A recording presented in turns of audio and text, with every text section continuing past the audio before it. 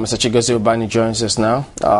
Thank you for coming on. Thank you. Again, further steps and recommendations what we're examining this morning to see how we all can just, come to the table with our perspectives and see how we can move the country forward.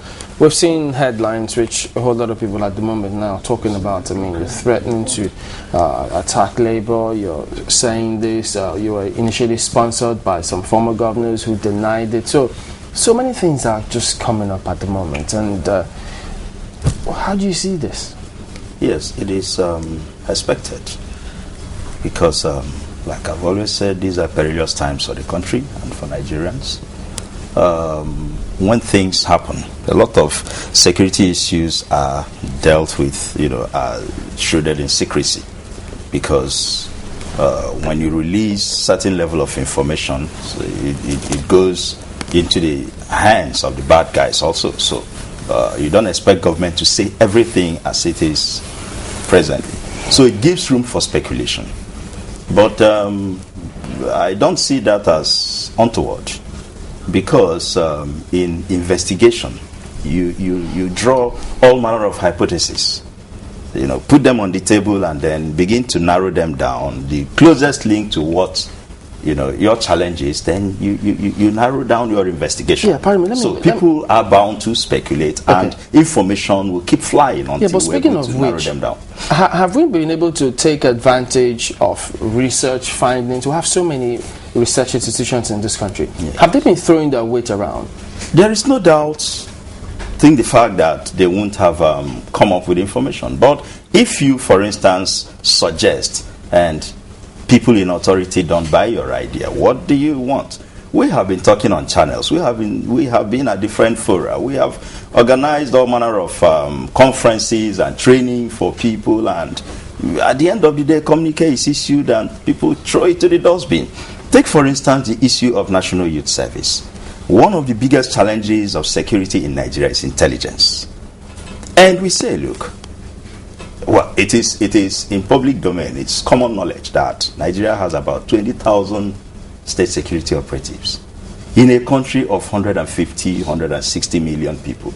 I consider that grossly inadequate. Yeah, so what can they do? 350,000 policemen on active duty is grossly inadequate. And we say, add more to this intelligence gathering. The National Youth Service Scheme is wasting. We can convert this by inculcating security and intelligence training into the curriculum of the service, and have a whole battalion of men and women graduating into the society as trained officers.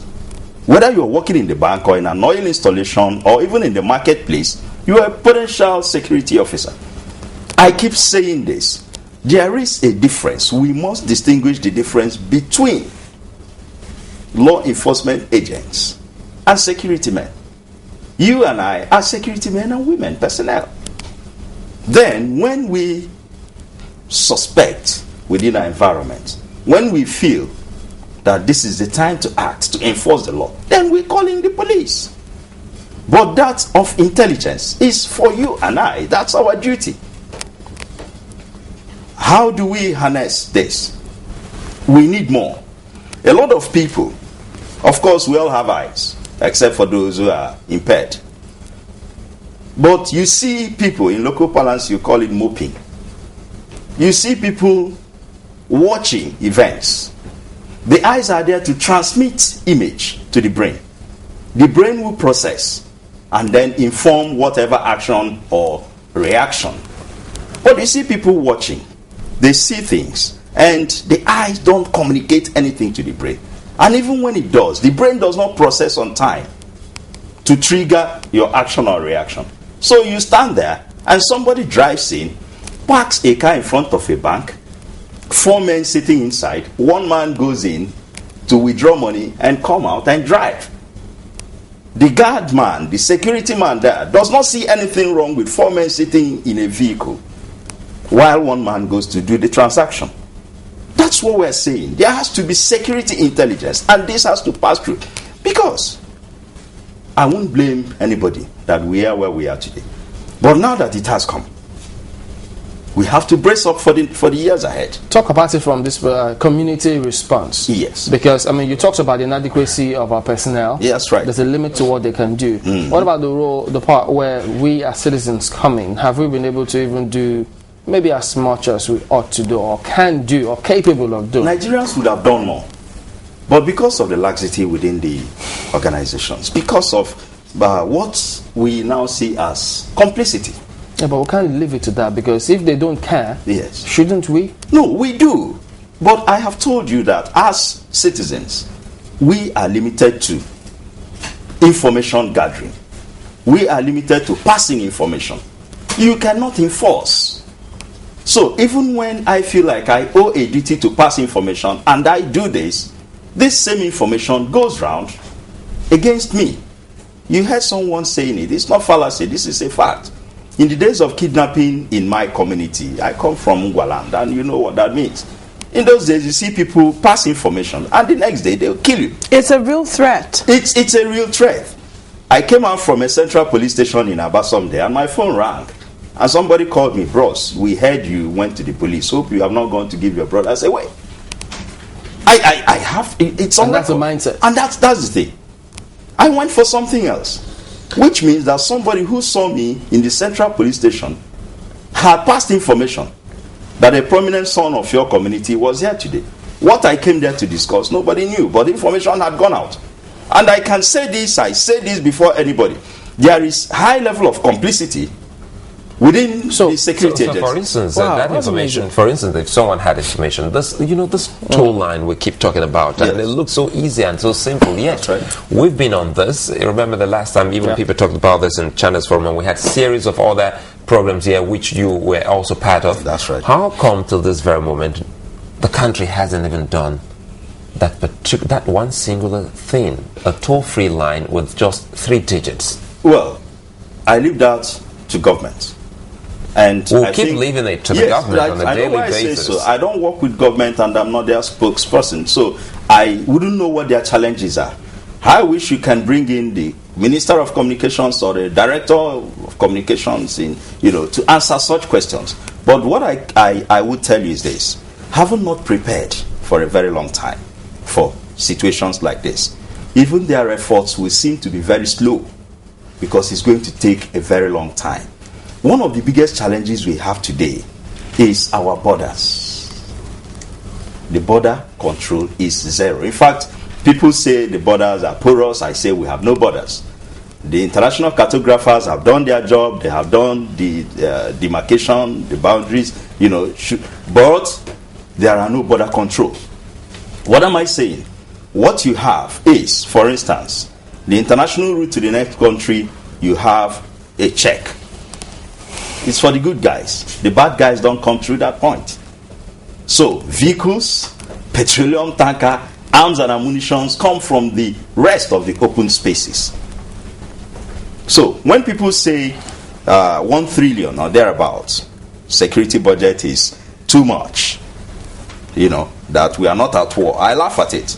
Border control alone, we may be investing over 1 trillion every year for the next 10 years to police to secure our borders.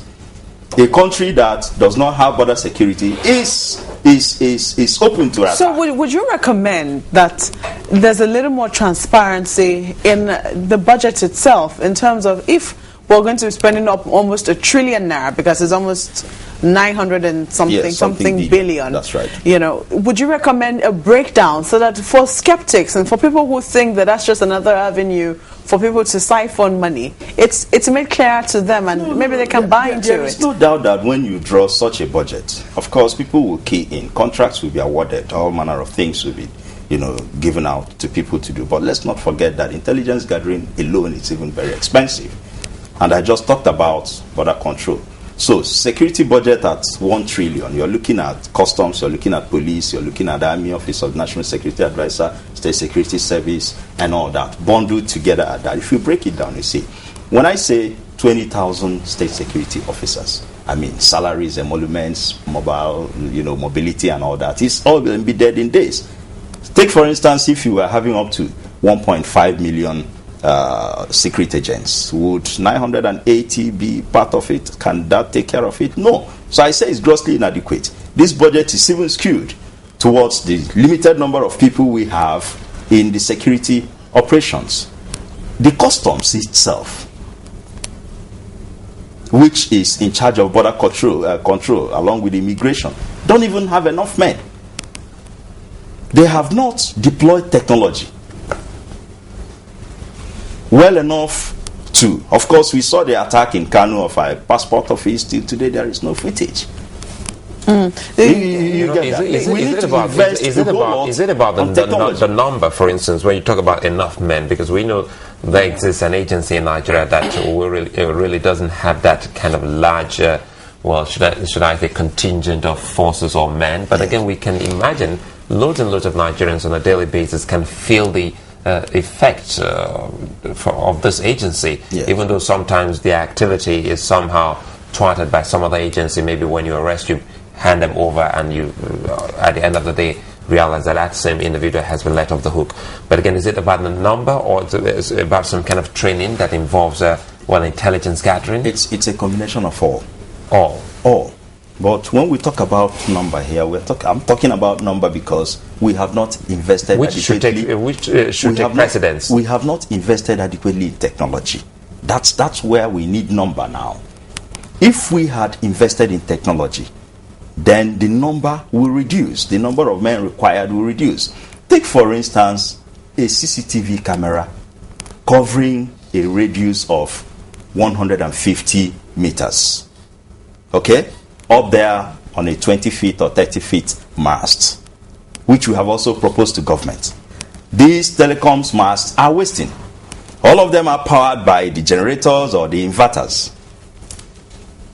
We feel the presence of police and security in the cities of Lagos, Abuja, maybe Port Harcourt. If you go to the rest of the country, there is nothing. So, we say, go up there, discuss with service providers. If it is tax rebate, fine. Let them provide their masts. Apart from the height, there is also the advantage of electricity, plus whatever form of security they have provided on these masts scattered around the country. Mount surveillance cameras on them. The worst that will happen is that people may vandalize them. But if you think about that, then you can provide patrol vans around there.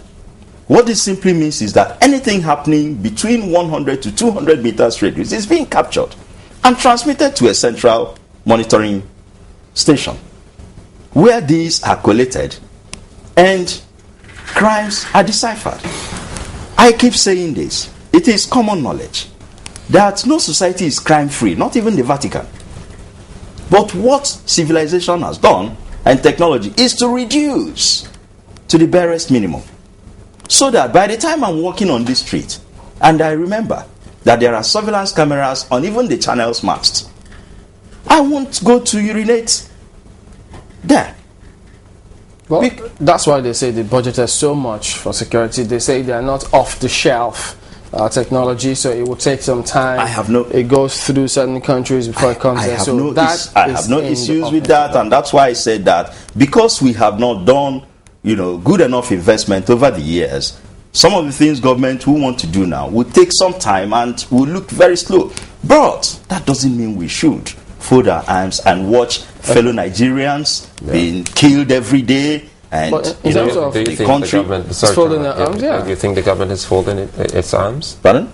You think arms are folded on this matter? Oh, sure. Because when you say you are on top of the game and people are dying in this manner, it doesn't show that. No, but we've seen some arrests being made. They're engaging them. It looks as if they are pinpointing who is doing what. At the last time I appeared here, I said, look, do we have the capacity? After the arrests, because by the time the bombing at the UN headquarters, about 300 people or thereabouts were arrested randomly, and people were taken in. Where were they kept? Do we have the capacity to keep these people, try them, convict them? Do we have the prisons where we have also refused to invest? Do we have adequate prisons to keep these people? Because, what's it called now? If you sentence someone, for instance, for life imprisonment, you're taking life. Where are you keeping this person for the rest of his life? Have we invested? Have we looked at the reformatory system of the country? Or is that man going to languish there forever? You know, what has just happened to Alhaji Sokoto is a pointer to the fact that we don't have the capacity. You have a high-profile suspected bomber, and you don't have where to keep him, you don't have the means to take him around. It means you lack the capacity. You know, when you look at the pictures, the different pictures that you have painted, it seems one of hopelessness. Yet some believes, or who's to people believe, that the end is actually in sight for this particular sect. Are you optimistic at all? You see, I pity President Jonathan, who has inherited a convergence of circumstances. He looks like the fall guy. Some other people have done the atrocity, committed all the crimes, and then he's the one to inherit it. Far from it. He's not an establishment boy. I can't even see his name anywhere. He just was thrown up in the last 9 or 10 years or 12 years or thereabout. Those who have thrown us into this mess are there, relaxing. So it looks hopeless. But with a strong political will, we can bounce back. The unfortunate thing is that a lot of people are untouchable in this country. And the way the Nigerian police is structured, there are too many distractions. But the laws are about to change. The Senate President says they'll go and look at the anti-terrorism bill and see what they can do about that to ensure that, who knows. They have been very slow in doing that. When America was hit in 9/11, Rumsfeld and Ashcroft dusted the Patriot Act and went to work immediately. If you look at what happened during the strike action, everybody relaxed, because they adopted this strategy of the enemy of my enemy is my friend. So they saw something to destabilize this man's government, and they relaxed. There was no bombing. We haven't traced it to that. Another is that there was no movement of cash. Banks were shut down. So money was not available. And nothing happened within the period. But I saw some security operatives who said, look, they're on top of the game. You can see nothing has happened. No, far from it. There were two things responsible. These guys felt that the end was there to destabilize this man's government. So they welcomed everything labor and civil society was doing. Now, having called off the strike, the threat to bomb or to harass NLC has come again. So there are several angles to this thing, and it is government alone that has the powers. All we can do is pass information or continue to run hypotheses as we are doing for them to decipher at the end.